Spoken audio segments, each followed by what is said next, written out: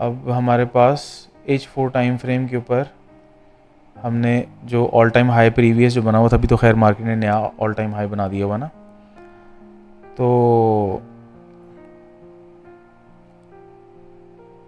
ये हमारे पास एक स्विंग लो हमें नज़र आ रहा है।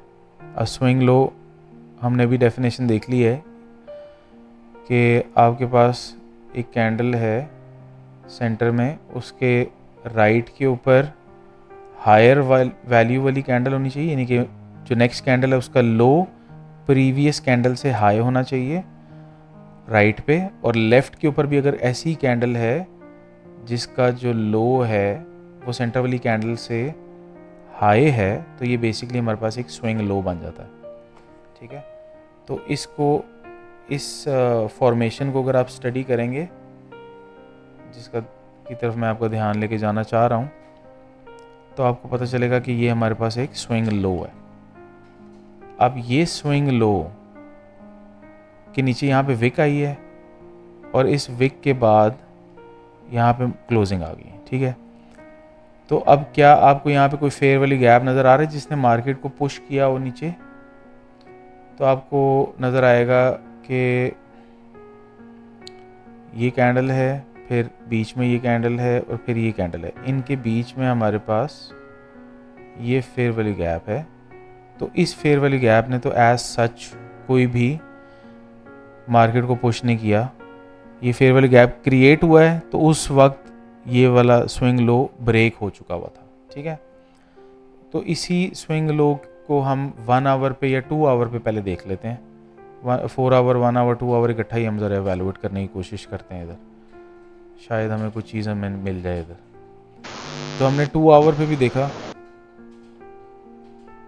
कि 2 आवर पे भी हमारे पास फेयर वाली गैप है, 2 आवर पे भी हमारे पास स्विंग लो है, पर फेयर वाली गैप में मार्केट नहीं आई और स्विंग लो से नीचे क्लोजिंग आ चुकी है। तो 2 आवर पे भी ऐसा कुछ नहीं है। 1 आवर पे आ जाएं।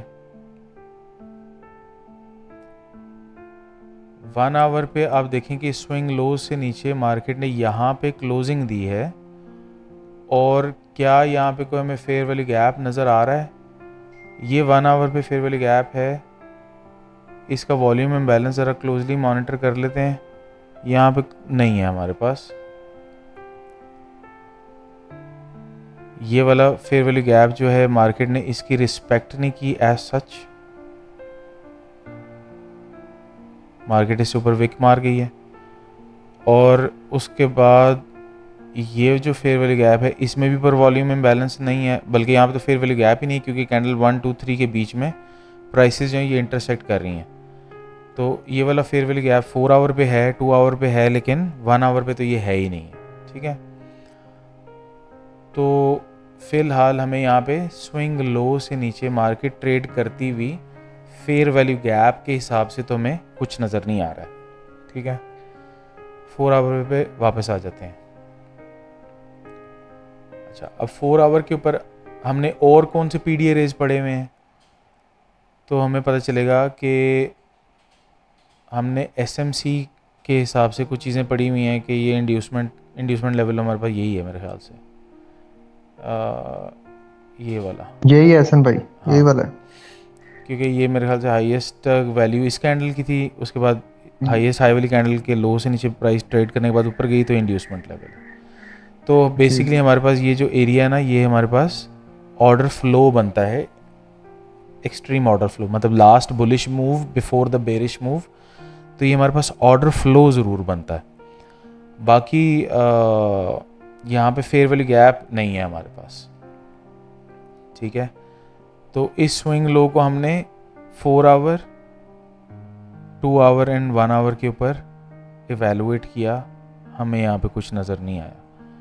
अच्छा, उसके बाद हमारे पास 4 आवर के ऊपर ये एक स्विंग लो है, इसके अंदर भी मार्केट यहाँ पे ट्रेड कर गई, नीचे क्लोजिंग आ गई, लेकिन यहाँ पे हमें कोई भी फेयर वाली गैप नज़र नहीं आ रहा। इस स्विंग लो के एतबार से भी हम 2 आवर पे देख लेते हैं, शायद कुछ मिल जाए। तो ये वाला फेयर वाली गैप हमें नज़र आ रहा है, इस फेयर वाली गैप में भी मार्केट ने 2 आवर में ट्रेड नहीं किया, कैंडल नंबर 1, 2 एंड 3 कोई फेयर वैल्यू गैप नहीं है। कैंडल नंबर 1, 2 एंड 3 इसको अगर देखें तो candle number 1 and candle number 3 के बीच में ये एक ऐसी सिचुएशन बन रही है कि हमारे पास ये एक गैप आ रहा है, ठीक है। तो बेसिकली ये 3 कैंडल्स के बीच में फेयर वैल्यू गैप ही कहलाएगा ना डेफिनेशन के हिसाब से, ठीक है। कौन कौन सी 3 कैंडल्स मैंने ली हैं? कैंडल नंबर 1 ये रेड वाली कैंडल, फिर ये ग्रीन वाली कैंडल 2 और ये 3। अब ये फेयर वैल्यू गैप है। मार्केट ने इस फेयर वैल्यू गैप से ऊपर ट्रेड कर दिया और उसके बाद नीचे आ गई, तो ये वाला फेयर वैल्यू गैप तो रिस्पेक्ट नहीं हुआ ना, ये नहीं हुआ ना रिस्पेक्ट। रिस्पेक्ट तो होता तो इसकी बाउंड्रीज के अंदर ही रहता ना जी, ये रिस्पेक्ट नहीं हुआ ये रिस्पेक्ट, ठीक है। तो हमारे पास ये जो वॉल्यूम इम्बैलेंस या ये जो फेयर वैल्यू गैप हमने निकालने की ज़बरदस्ती कोशिश की है वो भी हमें रिस्पेक्ट होता हुआ नज़र नहीं आ रहा, ठीक है। अच्छा, उसके बाद मुशाद भाई आपकी भी हैंड्स फ्री और आसिफ भाई की हैंड्स फ्री भी ना शोर कर रही है, इससे ना फिर वीडियो क्वालिटी में जो साउंड है ना वो अच्छा नहीं आता। तो काइंडली आप इसको या तो हैंड्स फ्री चेंज कर लें या फिर इसको म्यूट ही रखें। अच्छा, उसके बाद हम ये देख लेते हैं कि क्लोजिंग यहाँ पे आई है स्विंग लो से नीचे, तो ये बीच में भी एक फेयर वैल्यू गैप नज़र आ रहा है हमें। इसको देख लेते हैं, ये वॉल्यूम इम्बैलेंस भी है इधर, और इसको थोड़ा सा ना जूम इन करके देखते हैं कि यहाँ पे क्या सिचुएशन है। वॉल्यूम इम्बैलेंस तो है, नीचे शायद नहीं है,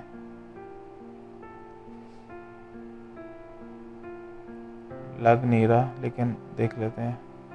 हाँ नहीं है, ये प्राइसेस के बीच में कोई वॉल्यूम इम्बैलेंस नहीं है। तो ये फेयर वैल्यू गैप हमारे पास है, ऊपर वॉल्यूम इम्बैलेंस है, लेकिन इस वाले फेयर वैल्यू गैप को भी मार्केट ने रिस्पेक्ट नहीं किया, ठीक है। ऊपर विक्स आ गई हैं, तो मैं नहीं मानता इसको।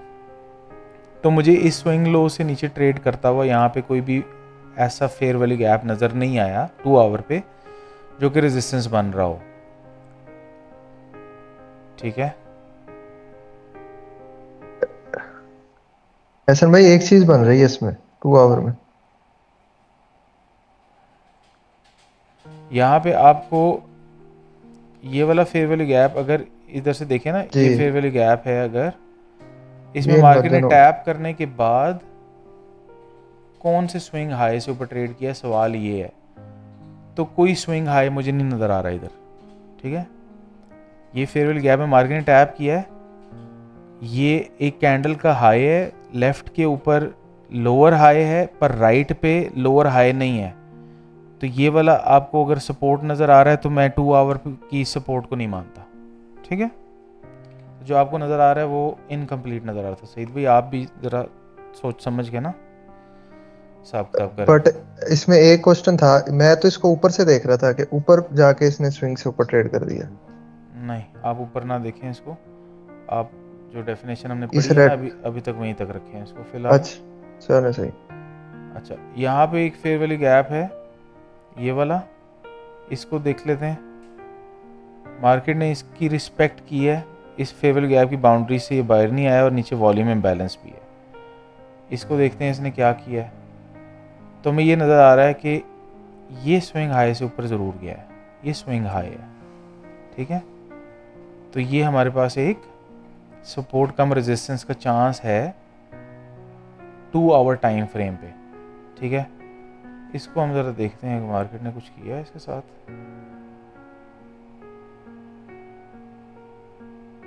इसके साथ इसका रवैया कैसा था, इसको ज़रा असेस कर लेते हैं।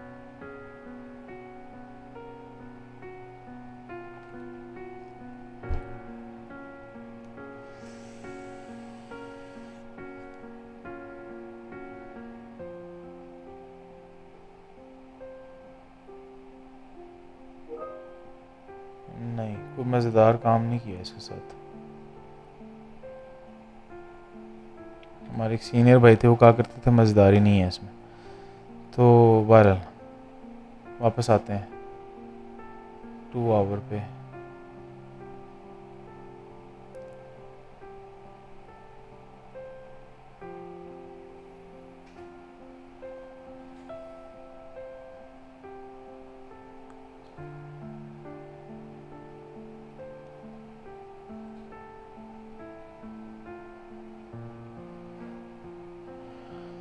अच्छा, 2 आवर पे हमें यहाँ पे कोई मज़ेदार चीज़ नहीं मिली, 1 आवर पे आ जाते हैं।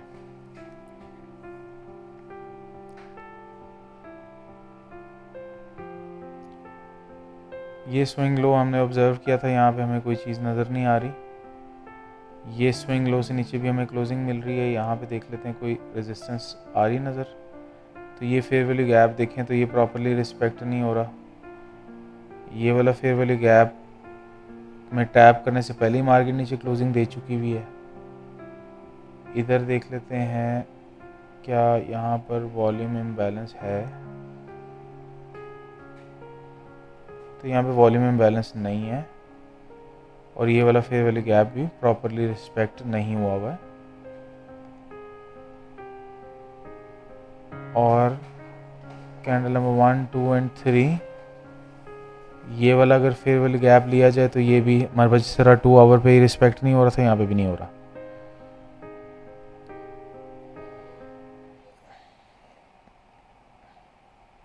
ठीक है, तो कोई चीज़ हमें फ़िलहाल यहाँ पे नज़र नहीं आई।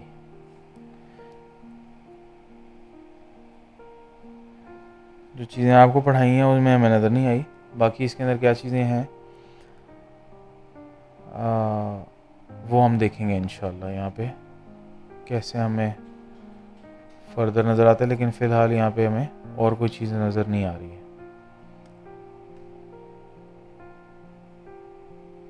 4 आवर। अच्छा, अब 4 आवर के ऊपर हमारे पास जो करंटली जो लेवल पड़ा है वो ये पड़ा है सपोर्ट का। ठीक है, जिसने इस स्विंग हाई से ऊपर ट्रेड किया। तो अब हमें यहाँ पे रेजिस्टेंस 4 आवर पे नहीं नज़र आ रही,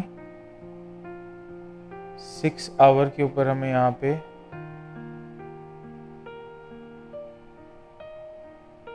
रेजिस्टेंस नज़र आ रही थी। तो अगर हम 4 आवर के एरिया से बाय करने की कोशिश कर रहे हैं तो हमारे पास जो लोवेस्ट टाइम फ्रेम का जो रेजिस्टेंस अभी फ़िलहाल अवेलेबल है इधर, वो 6 आवर का ही है। ठीक है, या उससे ऊपर शायद 8 आवर का भी था जो हमने देखा था, या 8 आवर के ऊपर भी मेरे ख्याल से क्लोजिंग थी। 12 आवर पे शायद नहीं थी, वो 12 आवर पे स्वीप था। लेकिन 6 आवर 8 आवर पे हमारे पास यहाँ पे रेजिस्टेंस बनी हुई थी। तो अगर हम 1 आवर, 4 आवर, 2 आवर की सपोर्ट एरिया से बाय कर रहे हैं तो हमारा बाइंग कहाँ तक होगी? वो होगी हमारे पास इस रेजिस्टेंस तक। अच्छा, और उसके बाद हमने जो बीच में एक फेयर वैल्यू गैप मार्क किया था 2 आवर का, जो सपोर्ट था और मार्केट उससे ऊपर वॉयलेट करके फिर नीचे से फिर दोबारा वॉयलेट करके नीचे आ गई थी। तो फिर हम टारगेटिंग के लिए वो वाला लेवल भी ले सकते हैं अगर हम लेना चाहें तो। और फिर वहाँ से सेल करने के लिए ऑब्वियसली हम अपना वहाँ पे मॉडल देखेंगे, जहाँ पे मॉडल कंप्लीट होगा तो ही हम ट्रेड में पार्टिसिपेट करेंगे।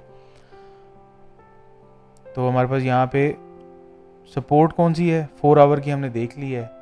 सपोर्ट को हम इवेलुएट कर लेते हैं लोअर टाइम फ्रेम्स पे भी। 4 आवर पे सपोर्ट है, स्विंग हाई से ऊपर ट्रेड किया हुआ है, रिस्पेक्ट हुआ हुआ है एरिया। 2 आवर पे इसको हम देख लेते हैं। 2 आवर के ऊपर भी हमारे पास ये फेयर वैल्यू गैप सपोर्ट के तौर पे काम कर रहा है, ये वाला। और उसके बाद 1 आवर पे भी हम इसको देख लेते हैं। 1 आवर पे अनफॉर्चुनेटली हमारे पास ये वाला एरिया सपोर्ट के तौर पे काम शायद नहीं कर रहा, क्योंकि कैंडल नंबर 1, 2 एंड 3 की जो हाई एंड लो प्राइसेस हैं ये आपस में इंटरसेक्ट कर रही हैं, तो इधर गैप ही नहीं है। और जहाँ तक ताल्लुक है निचले वाले गैप का, उसको भी देख लेते हैं। तो ये वाला गैप जो है इसमें मार्केट ने कोई रिस्पेक्ट ऐसा सच नहीं की हुई है, तो ये सपोर्ट हमारे पास नहीं है। 1 आवर पे नहीं है, 2 आवर पे है और 4 आवर पे है। तो ठीक है, हम यहाँ से बेसिकली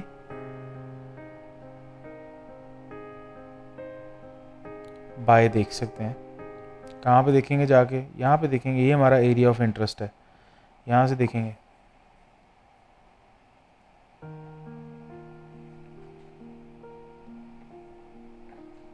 इसके अलावा आप बाकी सपोर्ट्स अपने पास भी देख सकते हैं। यहाँ पे 4 आवर से शुरू करते हैं।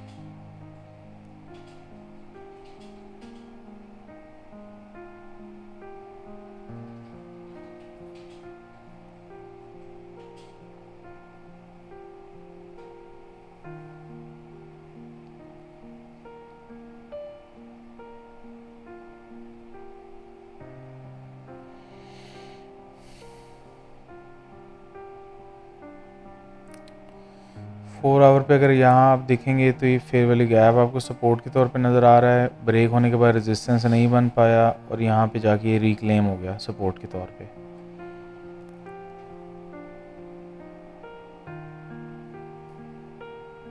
अगर यहाँ पे आप देख लें, ये स्विंग लो के नीचे मार्केट, यहाँ पे ये स्विंग लो है हमारा, ये स्विंग लो है, इसके नीचे यहाँ पे क्लोजिंग नज़र आ रही है। और ये क्लोजिंग किसकी वजह से आई है? इस फेयर वैली गैप की वजह से। तो ये रेजिस्टेंस है, मार्केट ने इसको ब्रेक किया, इसको रिक्लेम सपोर्ट के तौर पे यूज़ कर लिया।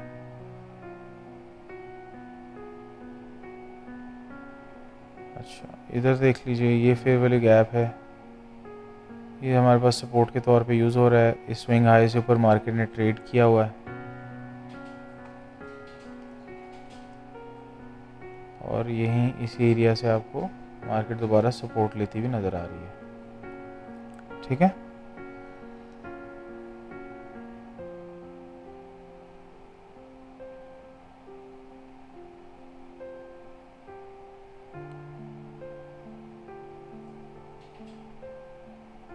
तो ये लेवल्स हैं आपके पास 4 आवर, 2 आवर एंड 1 आवर के।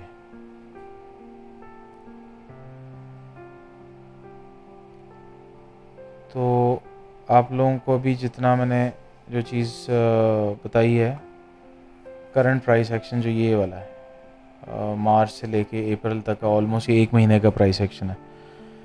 इसके अंदर जितने भी आपके पास फेयर वैली गैप्स हैं जो सपोर्ट के तौर पे काम कर रहे हैं या रेजिस्टेंस के तौर पे काम कर रहे हैं, आपकी फर्स्ट असाइनमेंट अब आ रही है लाइव मार्केट एवेलुएशन की। वो मैं आपको भी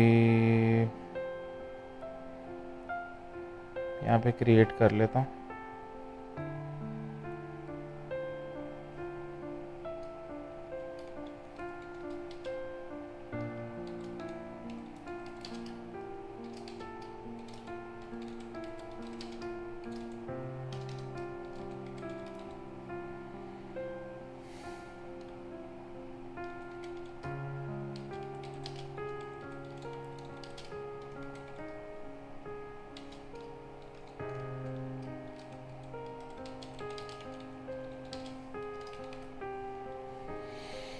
Higher time frame support and resistance levels, fair value gap and inversion fair value gaps March and April 2025। ये आपकी बन गई है जी असाइनमेंट नंबर 13।